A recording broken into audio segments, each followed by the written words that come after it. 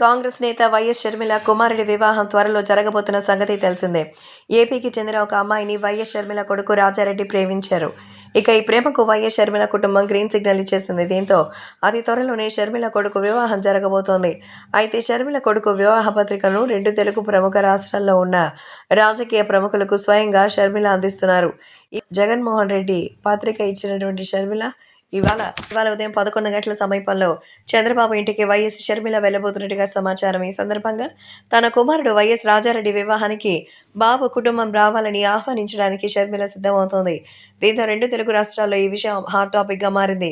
So చంద్రబాబుని ఎన్నోసార్లు మరి తన అన్నయ్య అయినటువంటి జగన్మోహన్ రెడ్డి తరపున ఆమె ఏకరువు పెట్టి చంద్రబాబుని మరి ప్రశ్నించారు.